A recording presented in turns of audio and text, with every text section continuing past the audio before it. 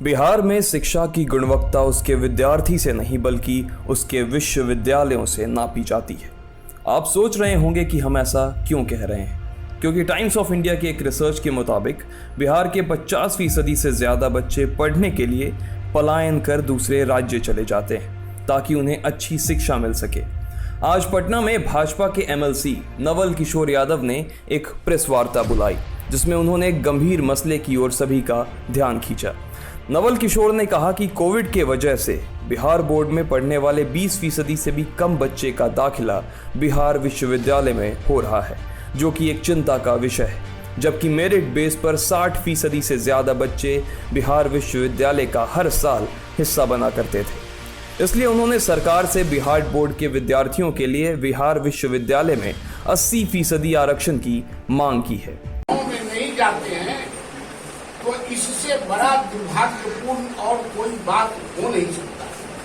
जहां एक तरफ सरकार बच्चों को प्रेरित करके मुख्यमंत्री अभियान चला के बच्चों को स्कूल से जोड़ते हैं, 26 लाख बच्चों को सड़क से अंदर स्कूल में लाया है, और जब वो बच्चे पढ़ने के लिए नामांकन के लिए जब जाते हैं डिग्री में तो वो सड़क पर आ रहे हैं। प्रीमियर संस्थाओं में उनकी हिस्सेदारी नहीं मिल रही है। इसलिए राज्य सरकार द्वारा संचालित बिहार बोर्ड के बच्चों को या तो मेरिट के आधार पर उनका नामांकन किया हो रहा था, और नहीं तो इन बच्चों को 80% रिजर्वेशन देके उन बच्चों को कंपनसेट किया जाए ताकि वो प्रीमियर संस्थाओं में नामांकन उनका हो सके। ये मेरा मुख्यमंत्री जी से आग्रह है और डिमांड भी है। एमएलसी नवल किशोर का ये प्रयास आपको दिल्ली यूनिवर्सिटी की याद दिलाएगा, जहां 85% सीटें दिल्ली के बच्चों के लिए आरक्षित होती है। लेकिन क्या बिहार विश्वविद्यालय दिल्ली विश्वविद्यालय के सामने कहीं भी टिक पाता है? ये एक बेहद अहम सवाल है जिसका जवाब बिहार के विद्यार्थियों को मुंह जवानी याद होगा। बिहार विश्वविद्यालय में 3 साल के ग्रेजुएशन को 4 से 5 सालों तक लटका दिया जाता है, जहां बच्चों का भविष्य केवल गहरे अंधकार में दिखता है। बिहार में आपको कई सारे दिग्गज यूनिवर्सिटी मिल जाएंगे।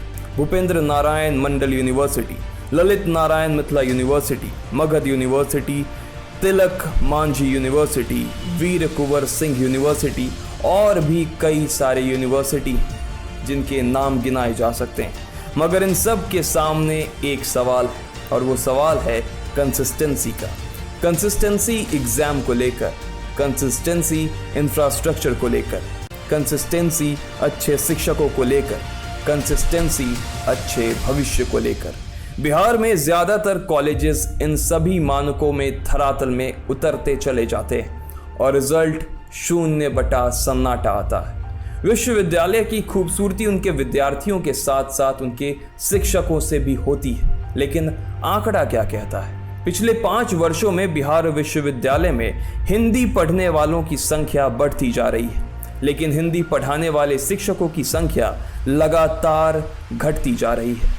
पटना विश्वविद्यालय में पीजी में मात्र 2 शिक्षक हैं और पूरे विश्वविद्यालय में मात्र 11 शिक्षक। बीते 4 दशकों से यहाँ एसोसिएट प्रोफेसर व प्रोफेसर की नियुक्ति नहीं हो पाई है। पटना के एएन कॉलेज में 7, कॉलेज ऑफ कॉमर्स में 10, गंगा देवी महिला कॉलेज में 3, बीडी कॉलेज में 6, जेडी विमेंस कॉलेज में 5, टीपीएस कॉलेज में मात्र 5 शिक्षक कार्यरत हैं। इसके अतिरिक्त विभिन्न कॉलेजों में 2 या 2 से अधिक शिक्षक कार्यरत हैं। अब आप अंदाज़ा लगा सकते हैं कि जो बिहार सरकार शिक्षा के लिए 38,000 करोड़ रुपए के बजट देने का दावा करती है, उसके पास बच्चों को पढ़ाने के लिए पर्याप्त शिक्षक तक नहीं है। इंफ्रास्ट्रक्चर की बात तो बाद की है। नवल किशोर यादव बच्चों के भविष्य के लिए चिंतित जरूर हैं, लेकिन उनकी इस चिंता का भविष्य भी सार्थक होता नहीं दिखता, क्योंकि बिहार विश्वविद्यालय में एडमिशन के बाद भी शिक्षा नहीं केवल वक्त मिलता है, और ये वक्त बच्चों के कोर्स को 2 से 3 साल लंबा बना देता है। अब ये आप पर निर्भर है कि आप इसे व्यवस्था मानते हैं या फिर एक श्राप। अगर आपको ये वीडियो अच्छा लगा और आप इससे सहमत हैं तो इसे शेयर करके ज़्यादा से ज़्यादा लोगों तक पहुंचाएं, ताकि सरकार की नींद को एक जोर का झटका लगे और खुल जाए। शुक्रिया।